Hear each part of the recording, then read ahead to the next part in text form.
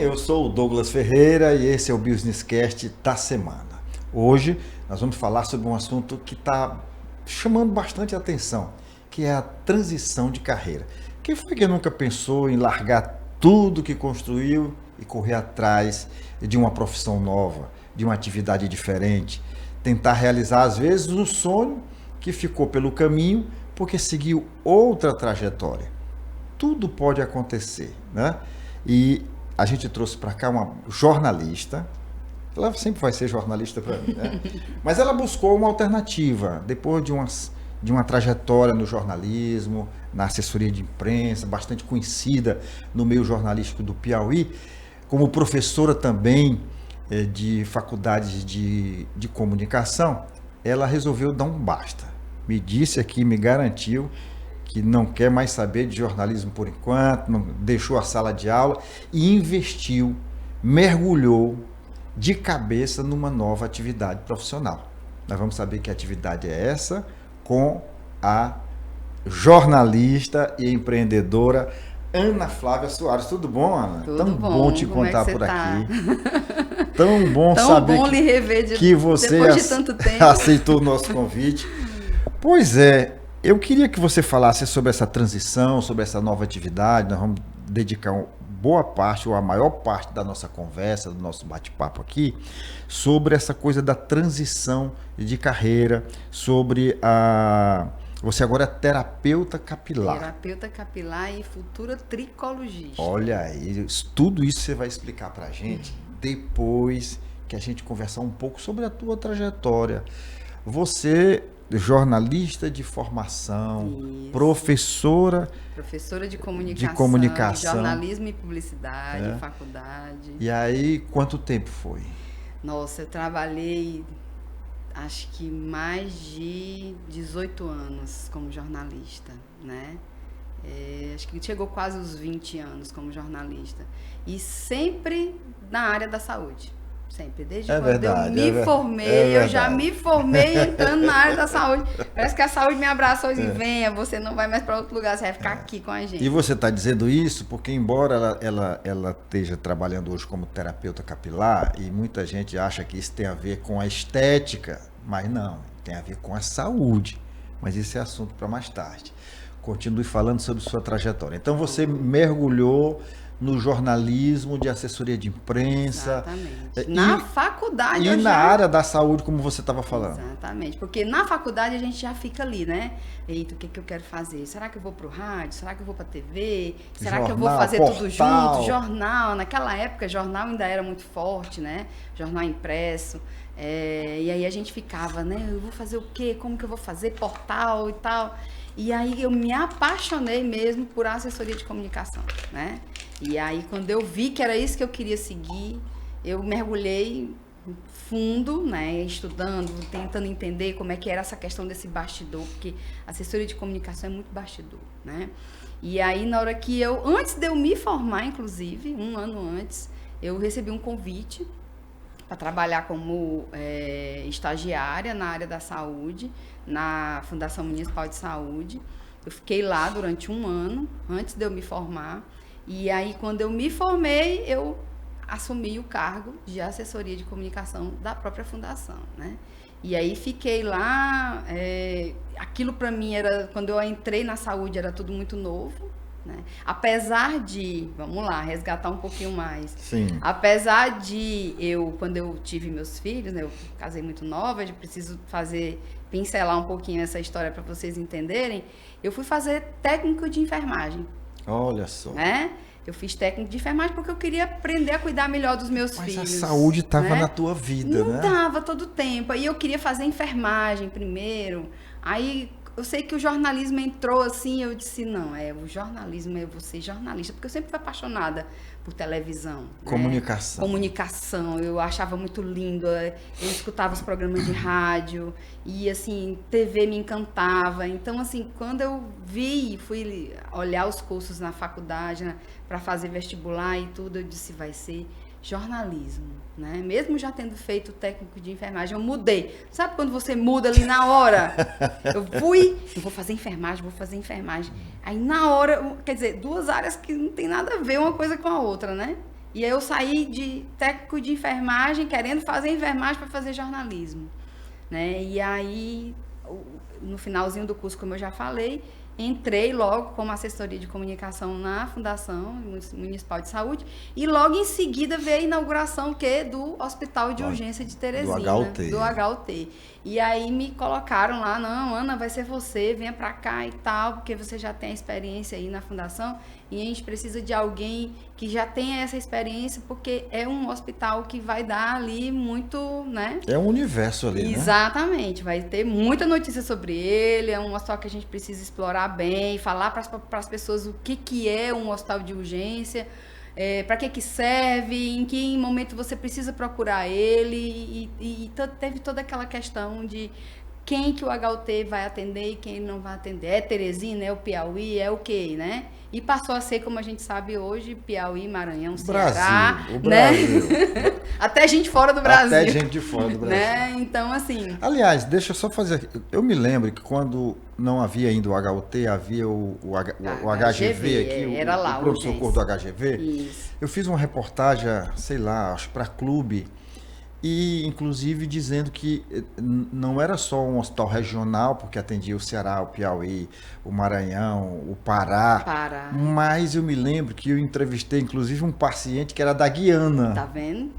Aí eu te pergunto, no HUT continua recebendo essas demandas também? De pessoas fora do Brasil.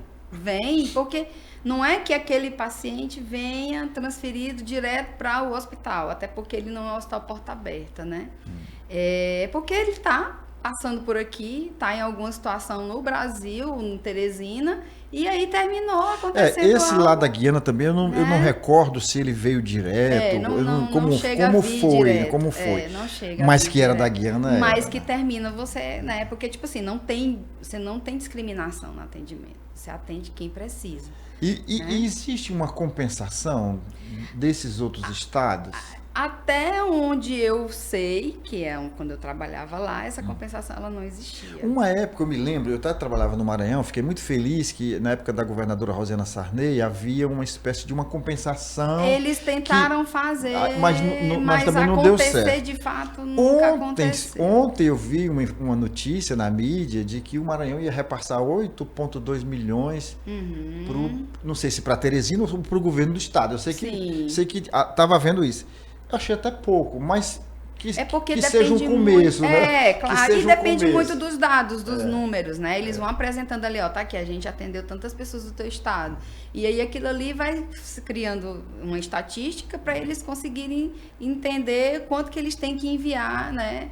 Porque, ainda tocando nesse assunto, a medicina do Maranhão, em relação à nossa, ela sempre ficou um pé atrás, um passo atrás. A nossa sempre... Melhorou muito, diga-se de passagem, melhorou muito. São Luís hoje está muito bem, obrigado. Mas ainda não tem condição de atender toda a demanda do Maranhão, esse é um fato.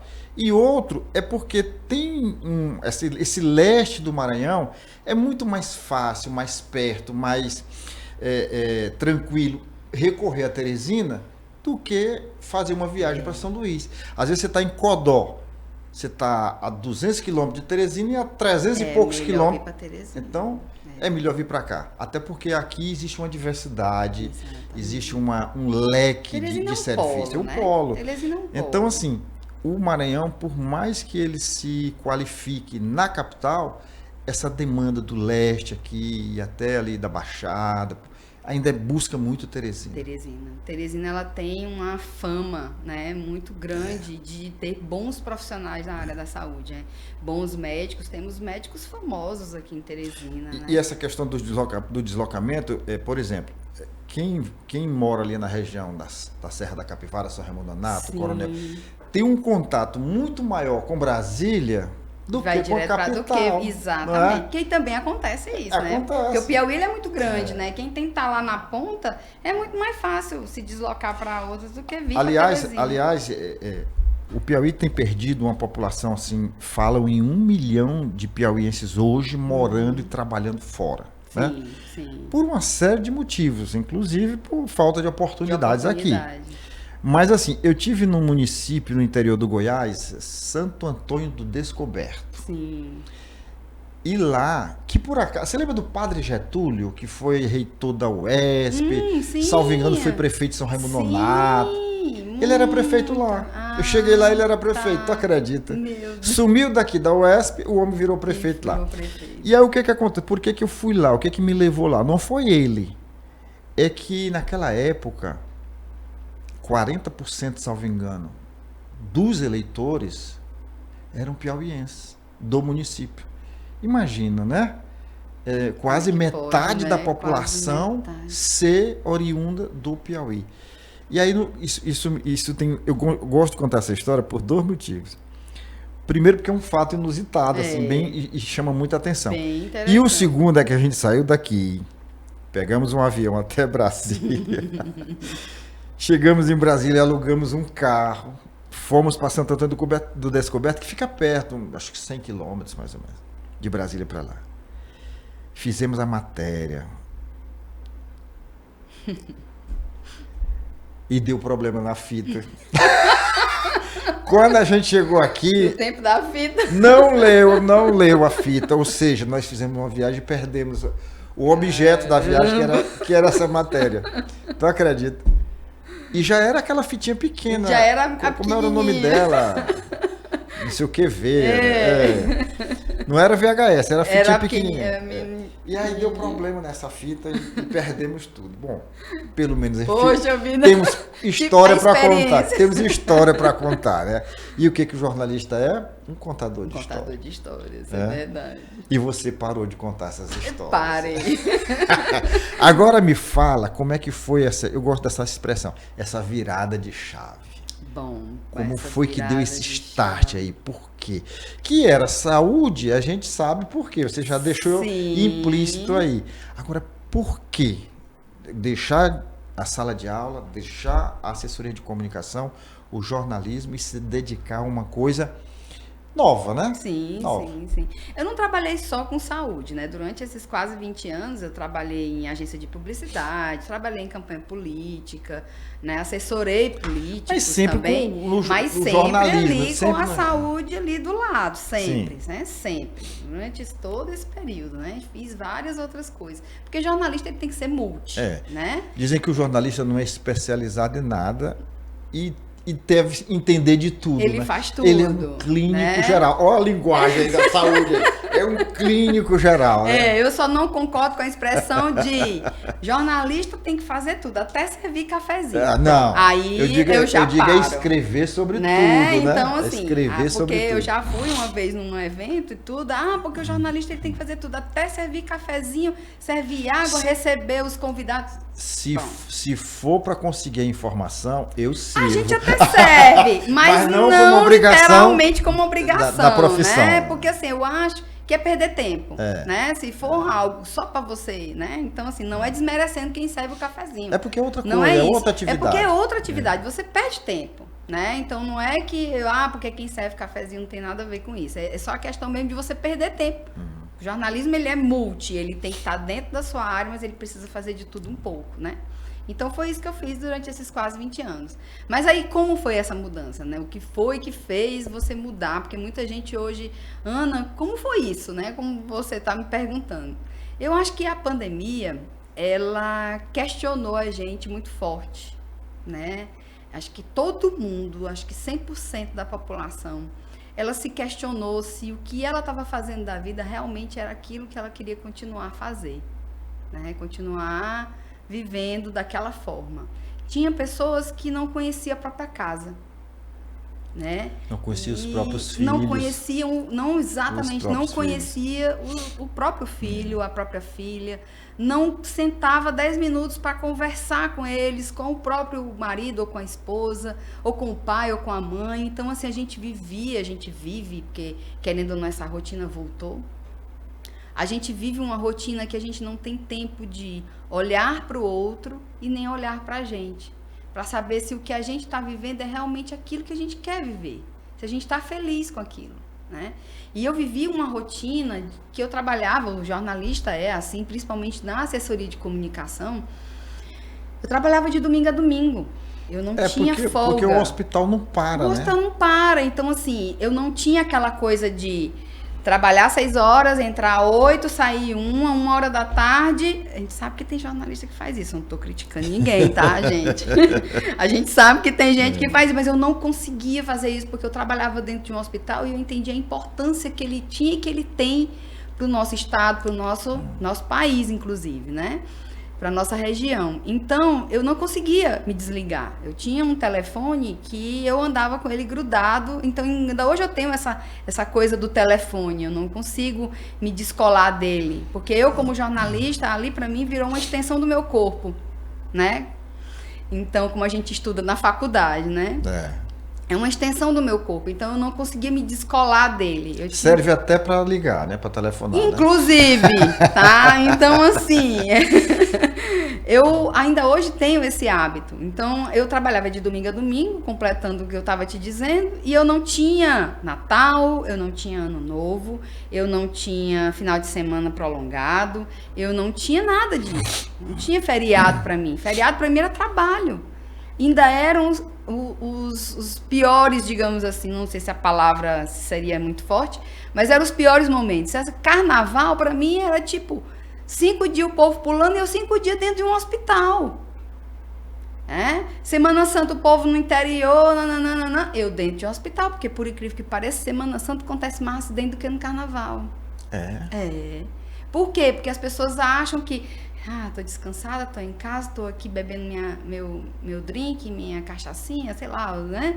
E aí o acidente mais besta que tu pode imaginar, eu vou pegar bem aqui a minha moto e vou bem ali na casa da minha tia, que é 2 ruas depois daqui, e eu não vou botar capacete.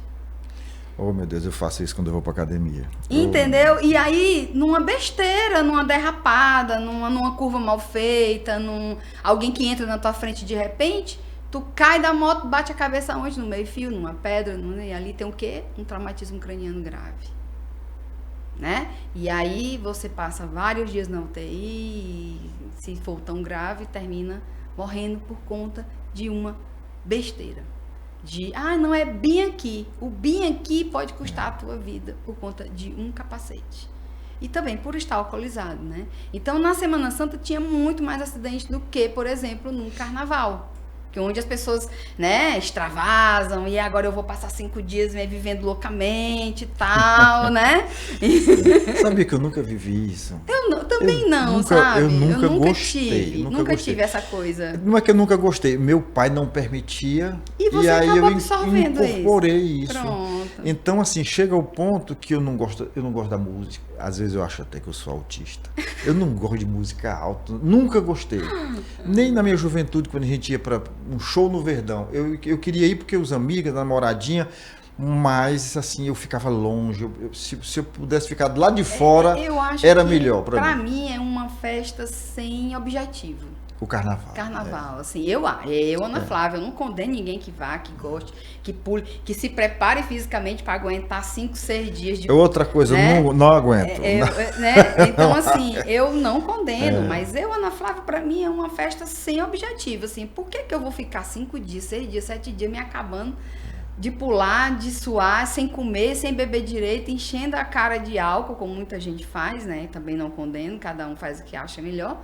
Só não dirija, senão encontra um sinal fechado pela frente, né? Pronto, então assim, eu acho uma festa sem objetivo. Então, voltando para a nossa conversa, né? Então, para mim, foi um olhar para dentro, sabe? Tentar entender o que a Ana Flávia estava fazendo e se o que ela estava fazendo estava deixando ela feliz. Né? Então, assim, se eu tava no Natal, cansei de passar Natal, gente, no celular, falando de gente que se acidentou, que caiu de moto, que não sei o que, um acidente grave, não sei quantas pessoas, fazendo nota, fazendo matéria de número, de estatística, de atendimento. E os colegas cutucando, querendo saber. E assim, porque como eu era sozinha, eu tinha que atender todos os plantões de todo mundo que entrava. Porque tinha os plantonistas do dia 24 de dezembro, e aí aí no outro dia já são outros jornalistas. Eles mudavam, eu não, eu continuava Ana Flávia. Então eu tinha que atender a todos, de manhã, de tarde, de noite e de madrugada. Meu telefone tocava de madrugada. Até de madrugada. Né? Tocava de madrugada, tocava 4 horas da manhã, meia-noite. né? Jornalista querendo informação. Então, assim, será que é isso mesmo que eu quero? E como foi? Tu tomou essa decisão? E aí, assim, e a família? Eu sempre gostei muito de cabelo, né? Eu sempre lia muito sobre cabelo. E aí, dentro do hospital, porque eu não parei de trabalhar, tá? A pandemia foi trabalhando todos os dias, de manhã, de tarde, de noite, dentro de hospital. E aí, eu comecei a ver que as pessoas estavam perdendo os cabelos, né? Perdendo os cabelos, e eu comecei a estudar sobre isso, comecei a ler, porque eu tinha que escrever, né? E aí eu comecei, porque toda vez um jornalista que se preze, que é especializado numa área, ele precisa estudar sobre aquela área, né? E aí eu estudava, por isso que eu sou especializada em saúde, em gerenciamento de crise na saúde, né? E aí eu fui estudar. E aí foi quando eu, cansada, no começo da pandemia, já tinha passado o primeiro ano, eu disse, não é isso mais que eu quero da minha vida, eu vou pedir demissão. Eu não aconselho ninguém a fazer isso, porque eu não tinha nada planejado na minha cabeça, assim, eu vou sair do jornalismo, vou virar terapeuta capilar, porque até então eu nem sabia que existia o terapeuta capilar. Eu fui começar a ler, quando eu decidi que eu ia sair, eu ainda não sabia que existia. Então eu comecei a estudar, a ir procurar o que é que eu ia fazer e tudo, e aí veio uma história de eu comprar um salão de beleza. Uma pessoa me ofereceu um salão de beleza. E aí eu disse, nossa, será que é isso? Olha, cabelo, né? Já venho estudando sobre isso há muito tempo. E aí, paralelamente, alguém falou sobre um curso de terapia capilar. Aí eu fui pesquisar, fui estudar, fui ler. Vi que isso estava, as pessoas estavam começando a bombar, né? Começando a falar sobre isso, os cursos estavam começando a aparecer mais. E aí eu vou fazer esse curso. Aí comprei o salão e fiz o curso. Fiz o básico. Aqui mesmo? Aqui mesmo, que vieram os professores de fora, de São Paulo para cá, né? Aí eu fiz o curso aqui, aí fiz uma parte lá em São Paulo, aí fiz o avançado também, os professores vieram, e aí fiz uma parte também em São Paulo. Logo em seguida, e o salão funcionando, e eu comecei a atender. Montei uma sala de terapia para mim dentro do salão. E aí comecei a atender as pessoas, a demanda de gente com cabelo caindo era e ainda é enorme. Eu sei disso. Né? Ainda é enorme. Então, o caminho sem volta, é uma profissão que só tem a crescer e, assim, está crescendo muito. Né? O mercado de terapia e terapeuta capilar e tricologista está aí, ó, em ascensão. Tem diferença entre terapeuta e tricologista? Pronto, vou explicar a diferença. Então, assim, eu comecei a atender dentro da minha sala, tal, e aí passei 3 anos com um salão, e aí eu vi, porque, gente, assim, gestão e você ser o profissional do front são coisas completamente diferentes. E aí eu vi que gestão de salão não dava para mim. Eu não tinha experiência de gestão de salão. Fui fazer especialização, né, de gestão de salão. Mas, assim, a prática da gestão eu não tinha. Então, eu percebi, depois de 3 anos, que eu precisava seguir como terapeuta, com o meu consultório, mas que o salão eu precisava me despedir dele, porque não dava para mim, eu não conseguia levar mais muito à frente. Eu consegui fazer com que o salão se destacasse, crescesse, tudo, mas a questão da gestão me pesava muito, né? E aí eu resolvi deixar o salão, fechei o salão e permaneci com a minha sala, né? Levei meus clientes e tudo, e aí eu abri essa sala em um outro salão de uma amiga, né? E aí onde eu continuo com o meu trabalho hoje, e continuei estudando. Quem é a tua clientela? Né? A minha clientela são mulheres, né? Principalmente acima ali dos 30, 35 anos. Não é uma clientela de adolescente. Existe, tem, mas bem pouco, né? Muito mais ligada ao estresse, que os adolescentes hoje têm bastante essa situação, né? Mas é aquela mulher e aquele homem acima de 30, vamos botar 30 anos, acima de 30 anos, independente financeiramente, que gosta de se cuidar e que está passando por uma situação, às vezes, de estresse, né? Às vezes, situação de saúde, né, muito grave ali e que teve um problema no couro cabeludo, teve queda, inflamação, descamação, dermatite seborreica, que é muito comum. Muito comum. Né? E às vezes até... E sazonal, né? E sazonal. Eu digo isso com experiência própria porque eu já tive isso terrível. Pronto. E aí, de repente, some. Some. É porque são os picos de estresse. Né? A dermatite seborreica, ela é muito ligada ao estresse, ao emocional. Então, se você tem uma situação, às vezes, em casa, com a família, um filho, uma esposa, marido, no trabalho, um estresse, um projeto que você está ali demandando muita energia, né? Uma situação muito complicada, e aí se o teu nível de estresse aumenta, consequentemente ele vem para o couro cabeludo. Essas causas são eminentemente psicológicas ou também fisiológicas? Fisiológicas também. Às vezes a pessoa, porque o que influencia? Má alimentação, falta de atividade física, né? Porque isso também influencia. Às vezes a pessoa tá ali sedentária, não faz nenhuma caminhada, nem nada. Aí o que acontece? Ela engorda. Se ela engorda, ela inflama. Se ela inflama, o couro cabeludo inflama junto. Aí inflama, descama, consequentemente o quê? Queda de cabelo. Então não tem como você tratar aquele cliente, paciente, só olhando para o couro cabeludo dele. E você precisa olhar nele, ter um olhar, né, dele como um todo, né? É um trabalho que você vai investigar a vida daquela pessoa. Como é que é o seu dia a dia? Como é que você cuida da sua saúde no dia a dia? Você faz atividade física? E a sua alimentação? Você gosta de muita fritura, muita gordura, né, muita massa? É uma alimentação mais equilibrada, uma alimentação mais fast food? Então, você vai fazer uma investigação. Como é que é teu trabalho? É muito estressante?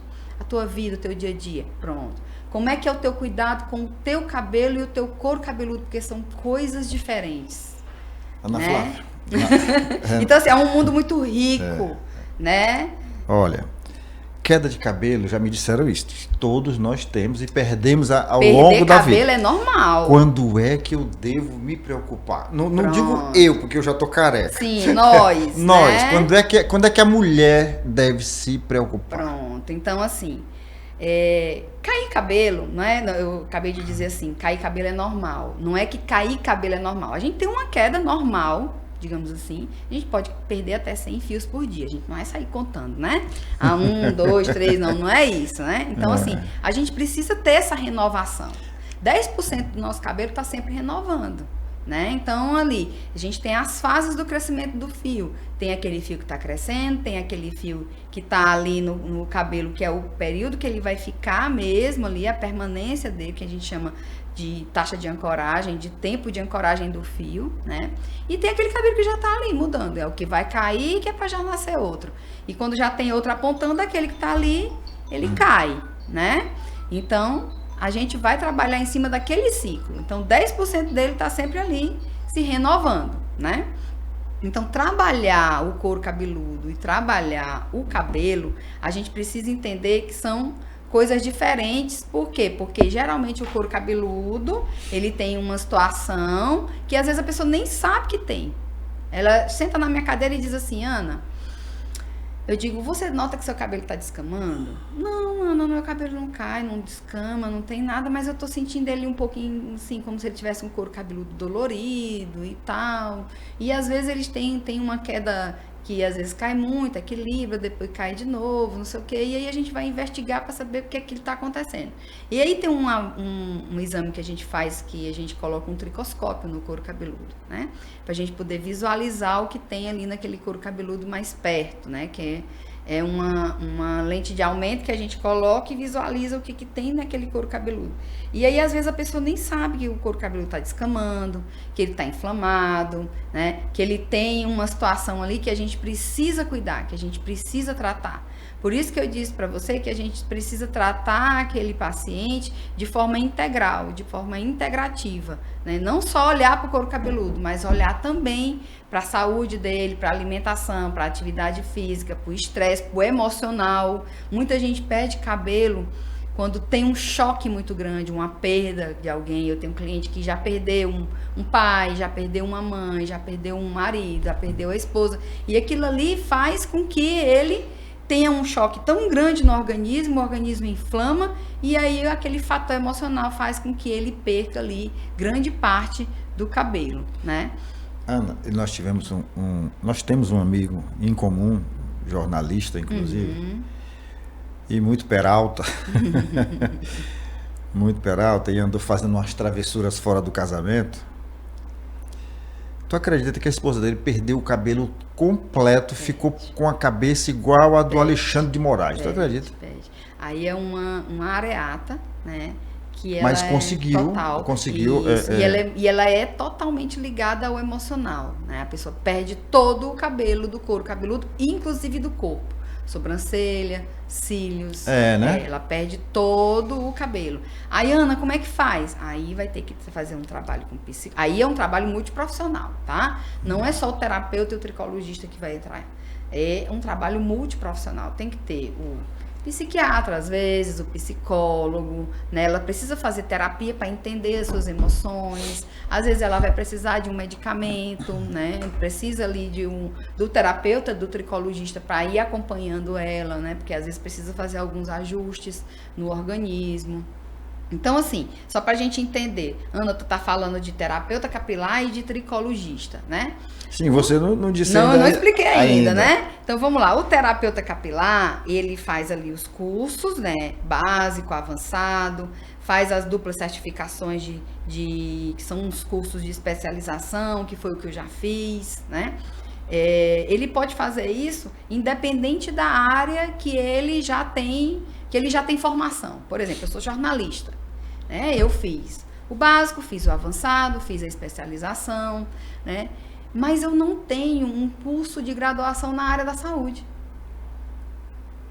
Então, para eu ser tricologista, apesar de eu já ter uma especialização, eu não tenho uma formação base na área da saúde. E hoje eu estou fazendo farmácia, né? Porque aí, como farmacêutica, eu vou poder consultar a minha cliente de uma forma mais integral. Vou poder pedir. Então a tricologia chama? Tricologia. A tricologia, ela é uma especialidade que pode estar dentro da farmácia? Exatamente. Eu posso ser um farmacêutico tricologista, né, com especialização em tricologia, que é isso que vai acontecer. Quando eu finalizar agora a farmácia, eu vou ser um farmacêutico tricologista. Né? Você pode ser um enfermeiro tricologista, você pode ser um biomédico tricologista, então você pode ser um médico tricologista. Então, dentro da saúde, existe essa especialidade de tricologia, né? Você fazendo a especialização. Como eu já tenho, quando eu finalizar, e estou fazendo uma segunda especialização agora, também em tricologia clínica e cosmetologia. Então eu vou, quando eu finalizar o curso de farmácia, sim, eu vou poder me autodenominar, né, fazendo, porque aí você precisa lá no você vai poder prescrever. Conselho, exatamente, aí você vai no seu conselho e se inscreve lá como tricologista, né? Então eu vou poder ser um farmacêutico tricologista. E aí eu vou poder avaliar os exames da minha cliente, solicitar, avaliar, analisar, fazer ajustes, né?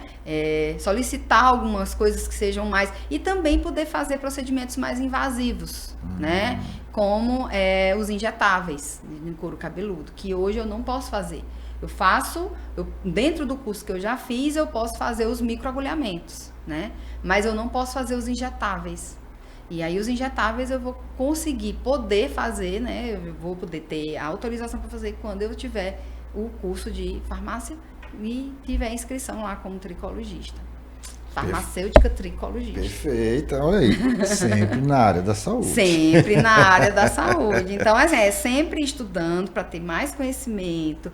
E, assim, dentro dos cursos que eu fiz, tinha cadeiras, né, de trabalhar com os injetáveis, só que eu não pude manusear porque eu não tinha a formação na área da saúde, né? Aí agora, eu finalizando, eu vou poder fazer. Eu já vi na rua, algumas mulheres carecas. Sim, a calvície feminina. A calvície feminina. Ela é reversível? Depende muito, porque assim, quando você inicia esse processo, o importante é que você busque ajuda o mais rápido possível. Porque quando a gente vai avaliar e analisar esse couro cabeludo, a gente vai ver se tem ainda, se você ainda tem como trabalhar para ele produzir novos fios. E aí, Ana, e como é que você consegue verificar isso? Quando a gente está olhando lá no tricoscópio, a gente busca várias informações. Quantidade de fios, se tem afinamento, miniaturização de fios, inflamação, descamação, quantidade de fios por ósteo, a densidade desse couro cabeludo. Então, são várias informações que a gente vai atrás, né? O nível de inflamação dessa pele, desse couro cabeludo, né? O que esse couro cabeludo vai me contar? Ele me conta uma história. E aí, muitas vezes a pessoa, ela passa anos e nunca busca ajuda. Vai tentando ali tentando encobrir. Compra um tônico que o fulano falou que é bom, bota um chá que a fulana disse que usou no cabelo dela e é muito bom. E aí ela vai usando receitas que as pessoas vão dizendo para ela, mas ela nunca busca um profissional para realmente, porque a gente não tem isso na nossa cultura. Se não tem, às vezes uma dor de cabeça, você toma um remédio sem perguntar para ninguém, ou pergunta para alguém e a pessoa diz, né? Eu tomei esse, toma aí, que ele é bom. Né? Então, por que na terapia capilar, no cabelo, seria diferente, né? Então, assim, aí a pessoa busca alternativas e nunca vai buscar um profissional de fato. E aí, o que acontece naquele couro cabeludo? Às vezes ele inflama tanto, ele descama tanto, tem uma situação ali que vai se agravando, que aquele ósteo por onde nasce, sai o fio, ele fecha. Ele cicatriza, ele cansa, vamos dizer assim, ele cansa ao longo do tempo, ele vai cansando, ele vai parando de produzir fios, né? O cabelo, ele se tornando estéril. Ele vai ficando, ele vai diminuindo, o cabelo vai diminuindo, que a gente chama de miniaturização, ele vai diminuindo, aí ele diminui tanto que o cabelo, que o ósteo para, ele não sai mais cabelo ali. E aí quando ele para de sair cabelo é onde está o problema, é onde vira um problema maior, digamos assim. Por quê? Porque aí ele cicatriza. É tipo assim, eu não tô fazendo nada aqui, então deixa eu ir embora. Né? Aí ele cicatriza. Quando ele cicatriza, aí pronto, aí ali você não tem mais como fazer sair nada, porque a pele tá fechada.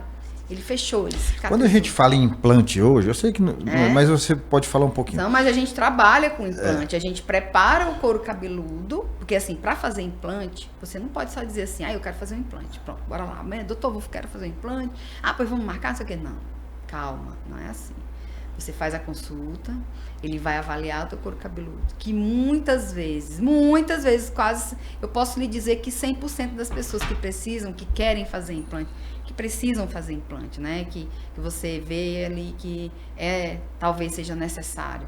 Ela tem uma inflamação de couro cabeludo, ela tem um desequilíbrio ali, né? Daquela microbiota. Então, a gente precisa primeiro preparar o terreno para receber aquele implante. Não tem como ele depositar, colocar um fio ali, fazer o implante no teu couro cabeludo. Se não tiver adubado... Se você não tiver com o couro cabeludo saudável. Porque você vai estar jogando seu dinheiro fora. Porque se ele coloca e já tem uma inflamação, já tem uma situação de desequilíbrio, o que vai acontecer? Você perde aquele implante. Você perde. Então, o couro cabeludo ele tem que estar limpinho, saudável, bonitinho. Igual a terra quando você vai plantar. Você não prepara a terra, né?